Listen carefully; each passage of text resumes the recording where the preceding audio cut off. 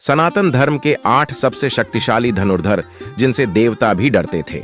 धनुर्धर तो बहुत हुए हैं, लेकिन एक ऐसा भी धनुर्धर था जिसकी विद्या से भगवान कृष्ण भी सतर्क हो गए थे।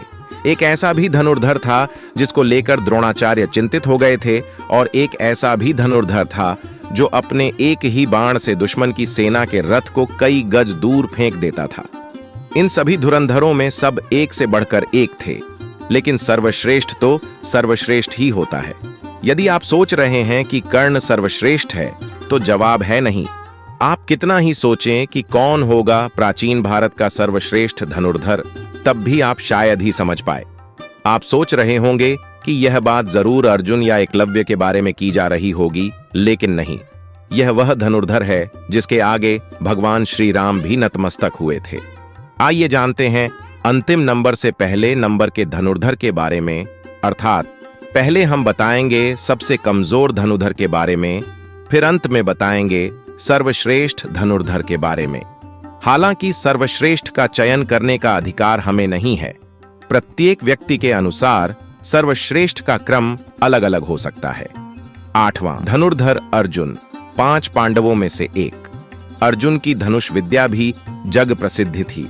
गुरु द्रोण के श्रेष्ठ शिष्यों में से एक थे अर्जुन।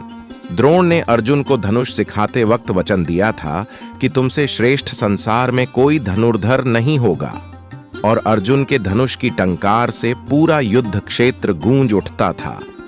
रथ पर सवार श्री कृष्ण और अर्जुन को देखने के लिए देवता भी स्वर्ग से उतर आए थे, लेकिन अर्जुन से भी श्रेष्ठ कोई था जिसे दुनिया अर्जुन श्रेष्ठ मानती है। 7वां धनुर्धर एकलव्य। गुरु द्रोण की मूर्ति बनाकर मूर्ति के समक्ष एकलव्य ने धनुष विद्या सीखी थी। गुरु द्रोण को जब इस बात का पता चला कि एकलव्य अर्जुन से भी श्रेष्ठ धनुष बाण चलाना सीख गया है, तो उन्होंने एकलव्य से पूछा कि तुमने यह विद्या कहां से सीखी। इस पर एकलव्य ने कहा, गुरुवर, मैंने आपको ही गुरु मानकर आपकी मूर्ति के समक्ष इस विद्या को हासिल किया।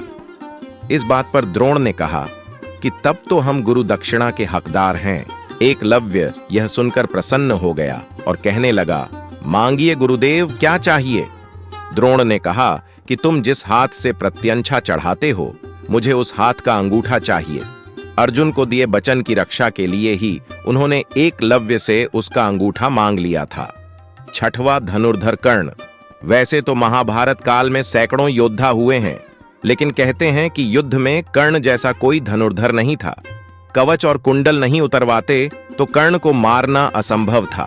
कर्ण के अर्जुन और एकलव्य से श्रेष्ठ धनुर्धर होने का प्रमाण यह है कि कर्ण के तीर की गति इतनी प्रबल थी कि जब वे तीर चलाते थे और उनका तीर अर्जुन के रथ पर लग जाता था, तो रथ पीछे की ओर कुछ दूरी तक खिसक जाता था। कृष्ण अर्जुन से कहते थे कि जिस रथ पर मैं और हनुमान विराजमान हैं, उसके इस तरह पीछे धकेले जाने से पता चलता है कि कर्ण की धनुर्विद्या में बहुत बल है। 5वें धनुर्धर बर्बरीक महाभारत काल के सर्वश्रेष्ठ धनुर्धर थे। युद्ध के मैदान में भीमपुत्र बर्बरीक दोनों खेमों के मध्य बिंदु पर एक पीपल के वृक्ष के नीचे खड़े हो गए और यह घोषणा कर डाली कि मैं उस पक्ष की तरफ से लड़ूंगा जो हार रहा होगा। भीम के पौत्र बर्बरीक समक्ष जब अर्जुन तथा भगवान श्री कृष्ण उनकी वीरता का चमत्कार देखने के लिए उपस्थित हुए, तब बर्बरीक ने अपनी वीरता का छोटा सा नमूना मात्र ही दिखाया। कृष्ण ने कहा कि यह जो वृक्ष है, इसके सारे पत्तों को एक ही तीर से छेद दो तो मैं मान जाऊंगा कि तुमसे बड़ा कोई धनुर्धर नहीं। बर्बरीक ने आज्ञा लेकर तीर को वृक्ष की ओर छोड़ दिया। जब तीर एक एक करके पत्तों को छेदता जा रहा था, उसी दौरान एक पत्ता टूटकर नीचे गिर पड़ा। श्री कृष्ण ने उस पत्ते पर यह सोचकर पैर रखकर उसे छुपा लिया कि यह छेद होने से बच जाएगा, लेकिन सभी पत्तों को छेदता हुआ वह तीर श्री कृष्ण के पैरों के पास आकर रुक गया।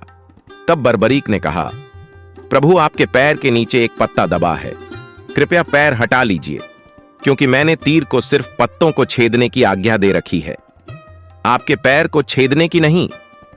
उसके इस चमत्कार को देखकर कृष्ण चिंतित हो गए।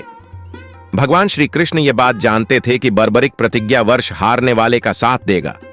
यदि कौरव हारते हुए नजर आए तो फिर पांडवों के लिए संकट खड़ा हो जाएगा।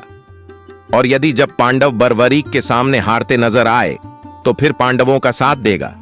इस तरह वह दोनों ओर की सेना को एक ही तीर से खत्म कर देगा। चौथा, धनुर्धर। लक्ष्मण राम के छोटे भाई लक्ष्मण को कौन नहीं जानता। लक्ष्मण ने अपने तीर से रेखा खींच दी थी। उस रेखा में ही इतनी ताकत थी कि कोई भी उसके उस पार नहीं जा सकता था। लक्ष्मण की धनुष विद्या के चर्चे दूर दूर तक थे। शास्त्रों के अनुसार लक्ष्मण को श्रेष्ठ धनुर्धर माना गया। लक्ष्मण ने राम रावण युद्ध के दौरान मेघनाथ को हराया था, जिसने स्वयं युद्ध में इंद्र को परास्त कर दिया था। इसलिए मेघनाथ को इंद्रजीत भी कहा जाता है। तीसरा धनुर्धर भगवान श्री कृष्ण। भगवान श्री कृष्ण सर्वश्रेष्ठ धनुर्धर भी थे। यह बात तब पता चली जब उन्होंने लक्ष्मणा को प्राप्त करने के लिए स्वयंवर की धनुष प्रतियोगिता में भाग लिया था। इस प्रतियोगिता में कर्ण, अर्जुन और अन्य कई सर्वश्रेष्ठ धनुर्धरों ने भाग लिया था। द्रौपदी स्वयंवर से कहीं अधिक कठिन था लक्ष्मणा स्वयंवर की प्रतियोगिता। भगवान श्री कृष्ण ने सभी धनुर्धरों को पछाड़कर लक्ष्मणा से विवाह किया था। हालांकि लक्ष्मणा पहले से ही श्री कृष्ण को अपना पति मान चुकी थी, इसलिए श्री कृष्ण को इस प्रतियोगिता में भाग लेना पड़ा। श्री कृष्ण के धनुष का नाम शारंग था। दूसरा धनुर्धर श्री राम। एक बार जब समुद्र पार करने का कोई मार्ग नजर नहीं आया तो भगवान श्री राम अपने तीर से समुद्र सुखाने की सोची और उन्होंने अपने तरकस से तीर निकाला और प्रत्यंचा पर चढ़ाया ही था कि तभी समुद्र के देवता प्रकट हो गए और उनसे प्रार्थना करने लगे थे। भगवान श्री राम को सर्वश्रेष्ठ धनुर्धर माना जाता है। हालांकि उन्होंने अपने धनुष और बाण का उपयोग बहुत ही मुश्किल वक्त में ही किया है। अब जानिए कौन है सर्वश्रेष्ठ धनुर्धर। सबसे बड़ा धनुर्धर भगवान शंकर यानी कि शिव जी को माना जाता है, जिनके आगे भगवान श्री राम भी नतमस्तक हुए थे। संपूर्ण धर्म, योग और विद्याओं की शुरुआत भगवान शंकर से होगी है और उसका अंत भी उन्हीं पर होना है। भगवान शंकर ने इस धनुष से त्रिपुरासुर को मारा था। त्रिपुरासुर अर्थात 3 महाशक्ति। ब्रह्मा से अमृता का वरदान प्राप्त असुर था। शिव जी ने जिस धनुष को बनाया था उसकी टंकार से ही बादल फट जाते थे और पर्वत हिलने लगते थे।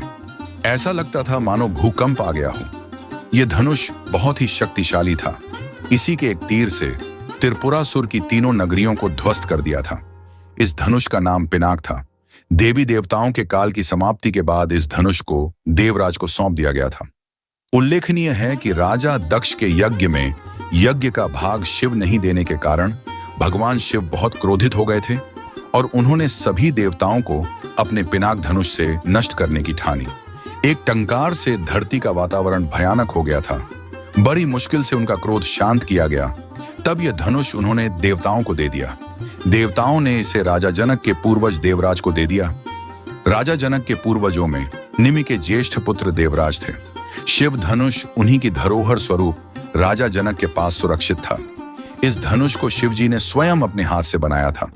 उनके इस विशालकाय धनुष को कोई भी उठाने की क्षमता नहीं रखता था, लेकिन भगवान श्री राम ने इसे उठाकर इसकी प्रत्यंचा चढ़ाई और एक झटके में धनुष को तोड़ दिया।